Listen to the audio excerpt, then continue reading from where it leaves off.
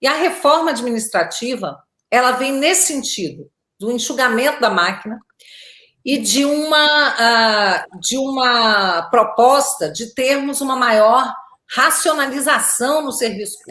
Muitas cláusulas que regem hoje o serviço público, muitas condições que não fazem mais sentido no mundo atual, no mundo moderno. Então, nós precisamos modernizar, respeitando os direitos adquiridos, mas nós precisamos fazer uma reforma real, que permita, inclusive, prestigiar o bom servidor e punir o mau servidor, e até demitir outra. Você não consegue tratar com o devido mérito, com o devido prestígio, o bom servidor. O único prestígio que ele recebe é receber mais trabalho, porque você não pode pagar melhor. As regras atuais não permitem isso. E o mau servidor, você não consegue sequer demitir. Então, esse tipo de desequilíbrio, né, entre o serviço público e entre o servidor privado, né, o trabalhador ou o empreendedor, né, esse desequilíbrio de forças na sociedade tem que ser um pouco corrigido. Mas eu acho também que nós temos essa questão da grande diferença. Não se justifica um advogado público entrar ganhando mais de 20 mil reais e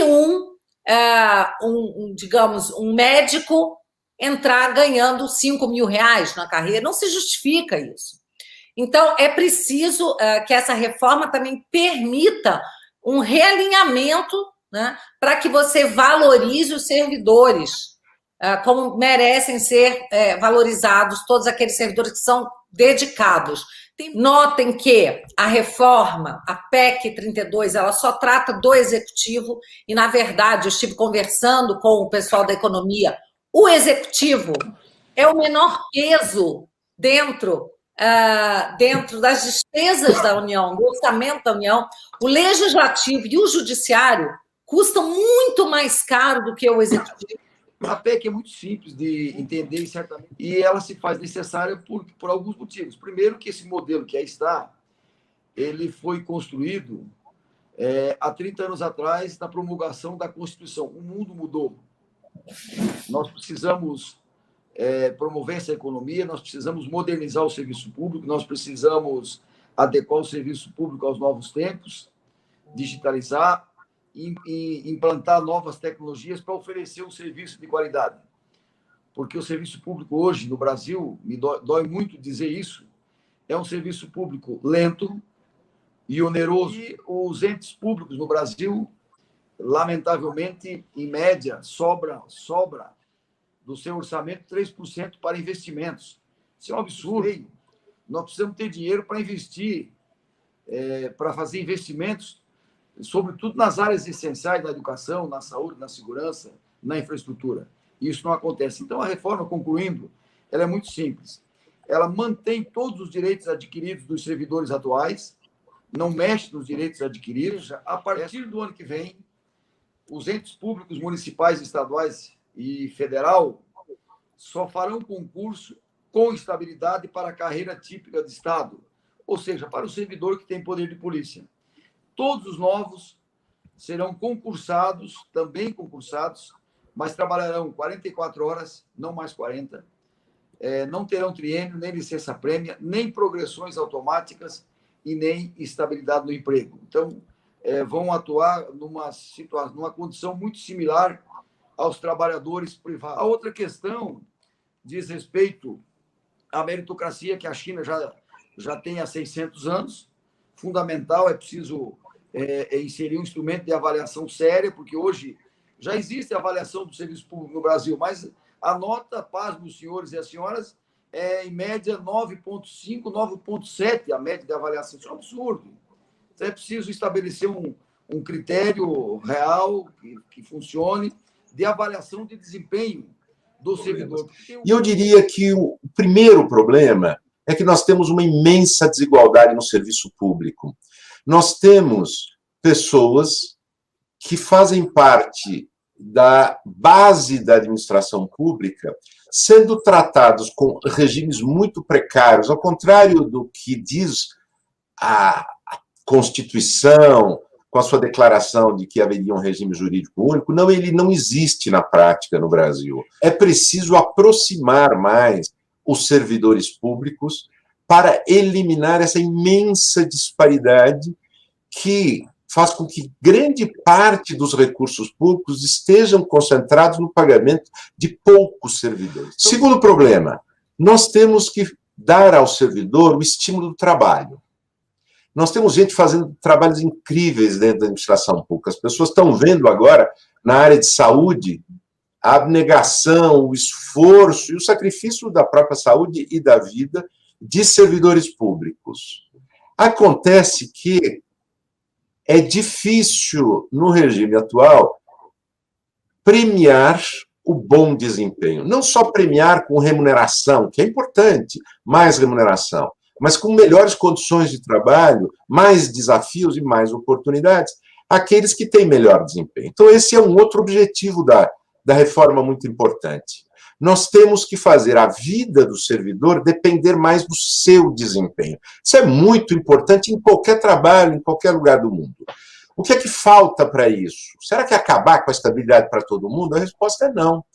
O que falta é avaliar o desempenho dos servidores e fazer com que eles tenham a contrapartida pelo seu desempenho. E aqueles que não têm desempenho adequado, frequentemente, precisam de estímulo, precisam de correção, precisam de orientação, precisam de rumo, para poder eles também ter um desempenho melhor.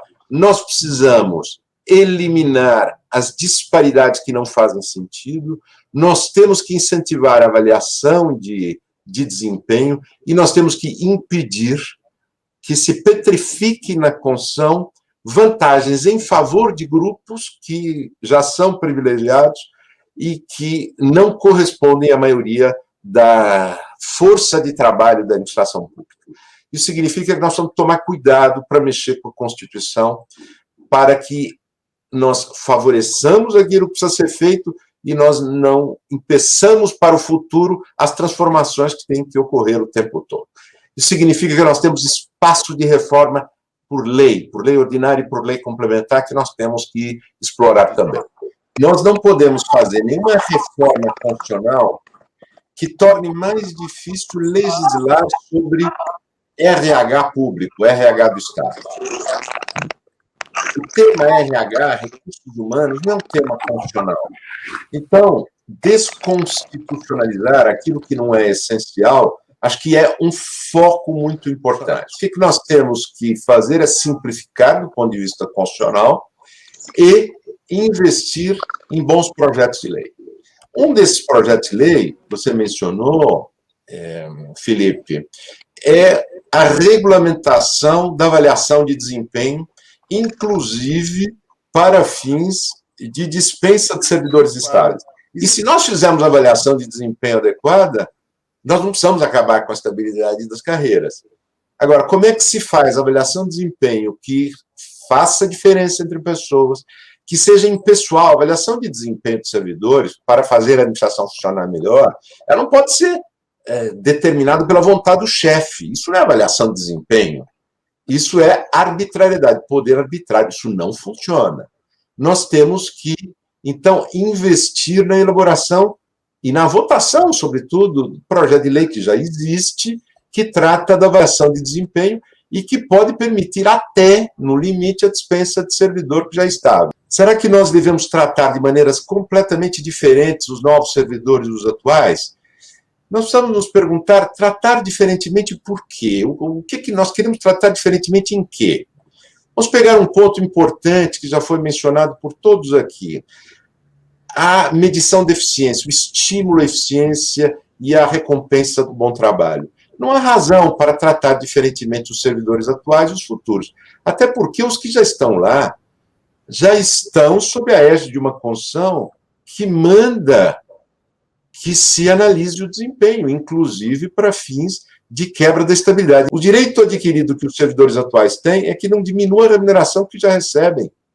Mas o modo como eles progredirão funcionalmente, ninguém tem direito adquirido ao modo que existia quando ele entrou. O que ele tem, evidentemente, é o direito de não ter a sua remuneração reduzida, porque isso está na Constituição, é a irredutibilidade dos vencimentos atuais. Então, não precisamos mudar os regimes jurídicos para isso e desigualar. Não é bom desigualar. Nós temos, inclusive, que concentrar esforços na criação desses instrumentos de avaliação de desempenho. Tem que ser igual para todo mundo. Tem que ser impessoais, é complexo fazer isso. Existem experiências internacionais em serviço público de avaliação de desempenho, com servidores muito bem-sucedidas, temos que nos inspirar nisso. Mas nós não podemos fazer avaliação de desempenho para os novos e não para os passados. Não é? Isto é errado, até porque, o deputado Darcy de Matos mencionou muito bem, é preciso que nós façamos avaliações de desempenho reais.